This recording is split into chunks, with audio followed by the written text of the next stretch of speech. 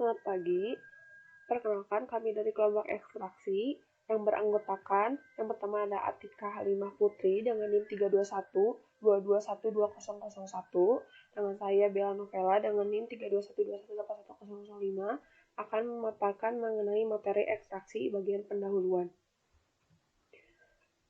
Selamat menyimak. Yang pertama, kita akan membahas mengenai pengertian dari ekstraksi. Pengertiannya adalah, ekstraksi adalah pemisahan satu atau beberapa bahan dari suatu padatan atau cairan dengan bantuan pelarut. Tujuan dari ekstraksi itu sendiri adalah untuk menarik komponen kimia yang terdapat pada bahan alam. Nah, prinsip dari ekstraksi sendiri adalah perpindahan massa komponen zat ke dalam suatu pelarut. Yang pertama dimulai dari perpindahan dari lapisan antarmuka, kemudian berdifusi masuk ke dalam pelarut. Selanjutnya ada istilah-istilah dalam proses ekstraksi, di mana ada bahan ekstraksi, yaitu campuran bahan yang akan diekstrak. Yang kedua ada pelarut atau suatu media, yaitu cairan yang digunakan untuk ekstraksi. Yang ketiga ada ekstrak, yaitu bahan yang dipisahkan dari bahan ekstraksi. Yang kemudian ada rafinat atau residu, yaitu bahan ekstraksi setelah diambil ekstraknya. Kemudian ada ekstraktor, yaitu alat ekstraksi, dan dua jenis ekstraksi, yaitu ekstraksi pada cair dan cair-cair. Di mana ekstraksi pada cair yaitu ekstraksi dari bahan yang padat, dan kemudian ekstraksi cair-cair yaitu ekstraksi dari bahan cair. Selanjutnya jenis-jenis ekstraksi. Ekstraksi pada cair yaitu ekstraksi dari beberapa komponen yang dapat larut dipisahkan dari bahan padat dengan bantuan pelarut. Ketika bahan dicampur dengan pelarut, maka pelarut itu akan menembus kapiler dalam bahan padat lalu akan melarutkan ekstraknya. Kemudian larutan ekstrak ini konsentrasi tinggi terletak di dalam bahan ekstraksinya. Maka proses difusi akan menyebabkan keseimbangan konsentrasi antara larutan intra dan ekstra sel. Kemudian ada jenis-jenis ekstraksi cair-cair, yaitu satu komponen bahan atau lebih dari suatu campuran dipisahkan dengan bantuan pelarut. Ekstraksi cair-cair dipilih apabila pemisahan tidak bisa dilakukan dengan proses destilasi, misal bahannya tidak tahan panas dan tidak ekonomis, dan berlangsung dengan dua tahap, yaitu pencampuran intensif bahan ekstraksi dengan pelarut dan pemisahan kedua fase cairan tersebut sempurna mungkin. Kemudian ekstraksi cair ini kurang cocok untuk sampel kompleks atau sebagai sampel biologis. Kemudian adapun kecepatan ekstraksi dapat dipenuhi jika yang pertama perpindahan massa terjadi pada bidang kontak antara fase padat dan fase cair. Yang kedua kecepatan alir pelarut lebih besar dibandingkan dengan laju alir bahan ekstraksi. Yang ketiga kemudian suhu yang lebih tinggi atau viskositas pelarut lebih rendah dan pelarutan ekstraknya akan menjadi lebih besar. Kemudian ada sifat pemilihan pelarut ekstraksi. Yang pertama, memiliki volatilitas tinggi.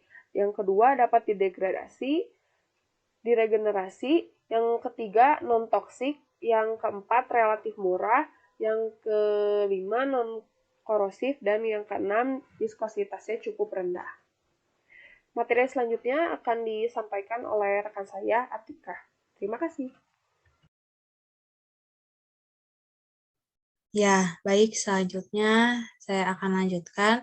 Itu ada macam-macam metode ekstraksi. Jenis-jenis ekstraksi pada bahan alam yang sering dilakukan adalah yang pertama, ekstraksi secara dingin. Nah, metode ini tidak menggunakan proses pemanasan selama proses ekstraksi berlangsung. Tujuannya untuk menghindari rusaknya senyawa yang dimaksudkan atau senyawa yang terdapat pada kandungan bahan alamnya. Jenis ekstraksi dingin contohnya maserasi dan perkolasi.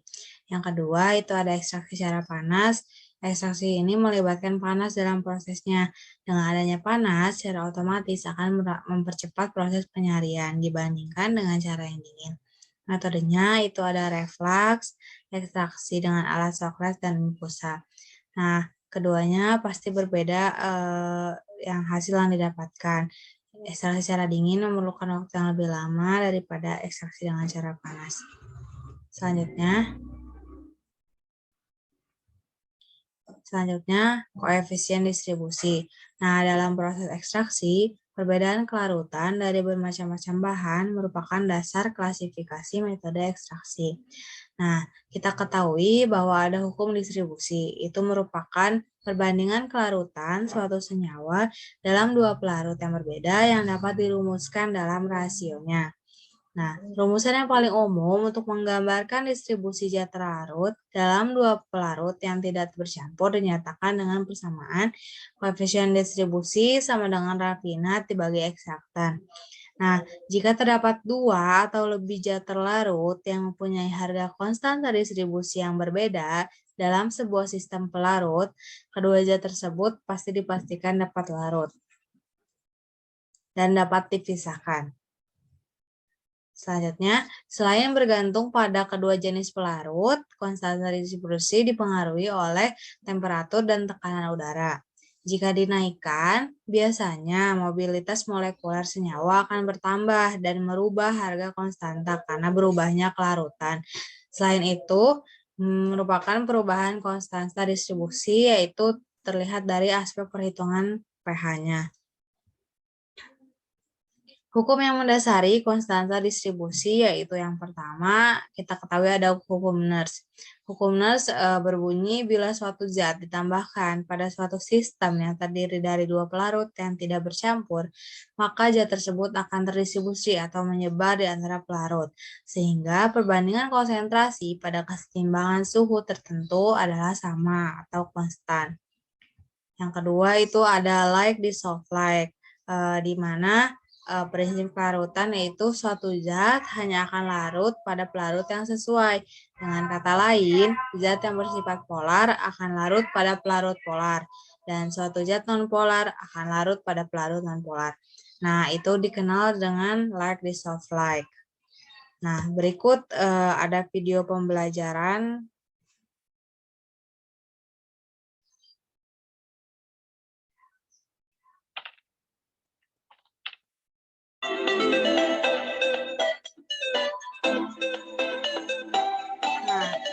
Berikut merupakan salah satu ekstraksi menggunakan corong pisah. Nah, pertama-tama alat yang dibutuhkan itu corong, gelas ukur, serbuk jahe, air heksan, aquades, aseton, bata pengaduk, statif, dan klem.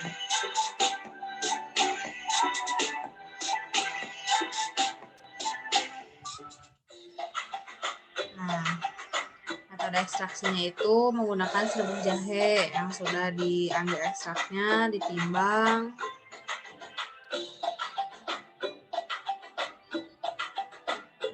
ditambahkan aquades dengan menggunakan gelas ukur yang telah diukur volumenya, ditambahkan aseton yang telah diukur volumenya menggunakan gelas ukur juga,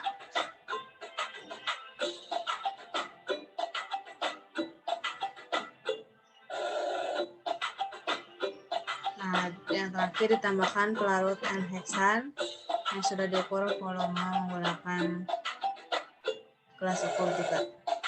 Lalu diaduk, lakukan homogenisasi.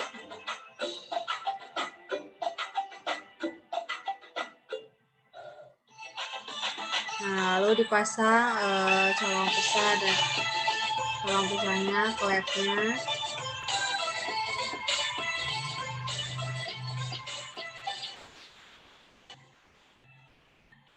Dan dipasang pada statif dan klem supaya dia berdiri.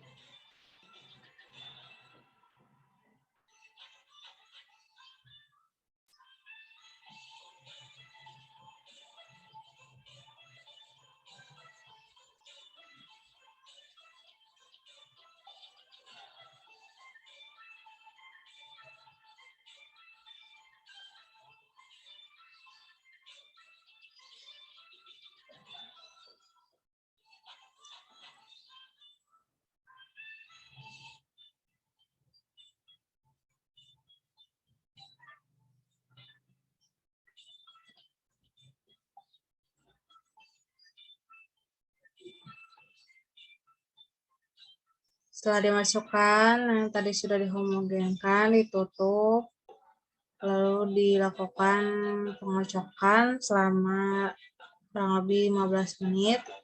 Dengan tidak lupa kerannya dibuka agar gasnya keluar.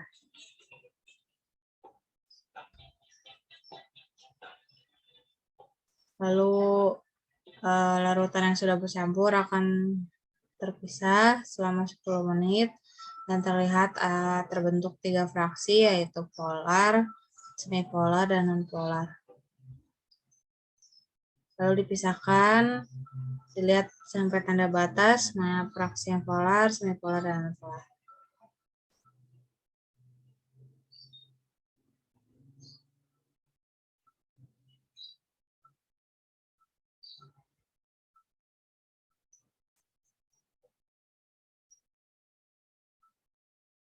Nah, terlihat bahwa yang polar aseton, aqueous, dan anheksa.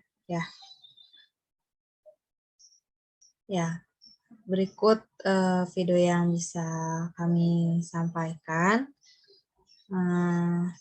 Mungkin sekian yang dapat kami sampaikan juga. Semoga semuanya dapat bermanfaat bagi kita semua. Mohon maaf apabila banyak kesalahan. Semoga video kali ini bisa menjadi pembelajaran untuk kedepannya. Terima kasih.